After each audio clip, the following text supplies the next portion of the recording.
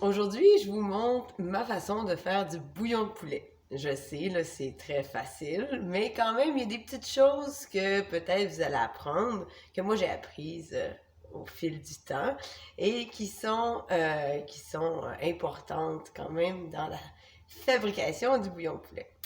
Pourquoi boire du bouillon de poulet? Bon, ben c'est réconfortant, là, on le sait. Ça fait partie de ces vieilles recettes de grand-mère qui font du bien. Mais c'est aussi que c'est très apaisant pour la muqueuse digestive. Donc, ça aide à réparer la muqueuse intestinale.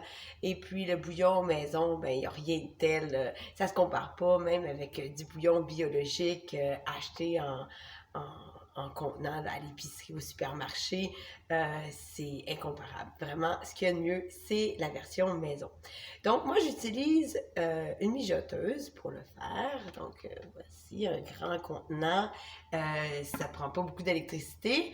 Ça prend pas vraiment de place non plus sur la cuisinière. On peut utiliser la cuisinière. Et puis, ça peut fonctionner la nuit ou même quand on n'est pas là. Parce que le bouillon de poulet, c'est 24 heures dans la mijoteuse. Donc, on laisse ça là, c'est sécuritaire. Moi, je trouve ça génial. Donc, je mets mes autres poulets, évidemment, mon poulet biologique. Bon, vous savez à quoi ça ressemble. Donc, je verse, oups, un cheveu.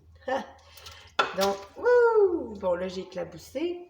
Je mets tout, les restes de peau, les cartilages, les os, tout en fait. Et là, j'ajoute de l'eau. J'avais un petit peu d'eau déjà, puisque j'ai éclaboussé. Et j'en rajoute. J'en ai pas tout à fait assez. Donc, je vais prendre le Brita. Moi, ce que je fais avec l'eau, c'est que je filtre dans mon Brita et je transverse dans un pot en verre, comme vous avez vu tout à l'heure.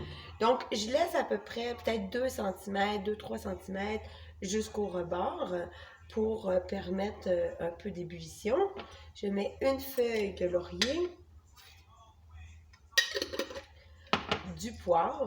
Je mets pas de sel, la raison étant que je vais saler au moment de l'utilisation du bouillon, en fait. Donc, vous pouvez mettre d'autres fines herbes, vous pouvez mettre des légumes aussi. En fait, c'est au choix. Ce qui est important d'ajouter, c'est du vinaigre de cidre de pomme. Je ne sais pas si vous voyez bien, vinaigre de cidre de pomme. Donc, il est biologique, avec la mer, non filtré. Donc, il va avoir parfois euh, des petits dépôts dans la... Je vais le brasser. Et là, je mets un bouchon. C'est pas très gros, un bouchon. Donc, une cuillère à soupe. Et ça, qu'est-ce que ça permet? Ça permet d'aller chercher les minéraux dans les os de poulet. Donc, c'est vraiment une étape importante. Moi, c'est une des choses que j'ai apprises. Donc, je mets le couvercle et puis je la branche. Je la pars à minimum, c'est à basse température. Et puis, je le mets au maximum. Moi, c'est 20 heures sur ma machine. Au fil de la journée, je vais en rajouter pour qu'au bout du compte, ça donne 24 heures de mijotage. Et puis après ça, ben, on peut le verser dans des pots, le congeler pour utilisation future ou encore en faire une bonne soupe. Mais dans la mijoteuse, quand même, ça en donne une bonne quantité. Donc, moi, ça me donne 2 soupes. Donc voilà, c'était ma façon de faire du bouillon de poulet.